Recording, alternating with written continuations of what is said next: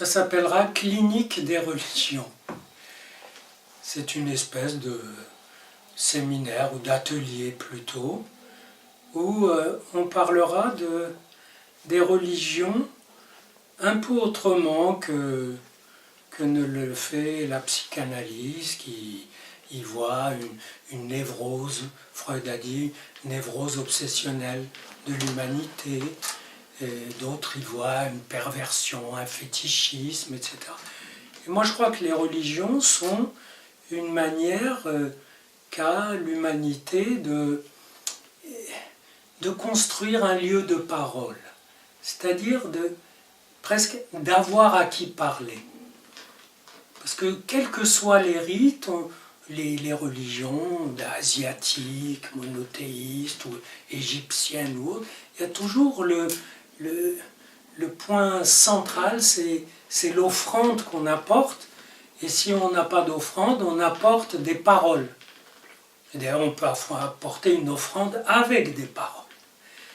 Et avec ces paroles, que certains peuvent trouver ridicules, parce qu'on demande des choses, on dit, mon Dieu fait que, je ne sais pas, mes enfants soient sains et saufs là où ils se trouvent, etc. Mais qui va t'entendre? Et on ne voit pas qu'en réalité, c'est une construction d'un lieu de parole où déjà on peut s'entendre soi-même dire des choses et d'où peut revenir sur vous la chose qui a été dite ou la tentative de dire la chose qui peut-être ne se dit pas. Bref, toute une construction de langage qui essaie de bâtir un îlot dans l'immensité de la langue, des langues, qui sont un océan infini. Et on a besoin de construire des petits abris. Alors des religions se taillent un gros morceau, d'autres un plus petit, mais peu importe, ce n'est pas l'extension qui compte, c'est la construction d'un lieu qui soit un lieu de recours. Même Marx avait dit, la religion, c'est l'espoir d'un monde sans espoir. Sauf qu'il a conclu très vite, la religion, c'est l'opium du peuple.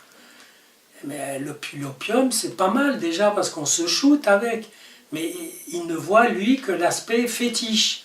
On se shoot, ça y est, on est tranquille, la douleur est apaisée, on est abruti, et c'est bon, pas du tout. On est aliéné, lui dire. Mais pas du tout. On construit un lieu autre avec lequel parler soi-même et par lequel on peut parler avec d'autres. Évidemment, le territoire d'une religion se divise très vite parce qu'il y a des subdivisions, des chapelles, comme on dit, vous voyez, des rivalités où vous en prenez une partie et dit que l'autre n'est pas du tout de cette religion, c'est des faux, etc. Et c'est dans toute cette cacophonie que ça se tient. Inutile de dire aussi les rivalités entre elles. Et je trouve qu'il y a toute une dimension thérapeutique, toute une mise en jeu de l'inconscient qui est déployée là-dedans. Et c'est pourquoi j'ai décidé cette année de faire une fois par mois donc une séance là-dessus de 2 heures et, où les gens peuvent venir. Ils n'ont qu'à écrire à danielsiboni1@gmail.com ou à aller voir sur mon site et je crois que ça va être intéressant.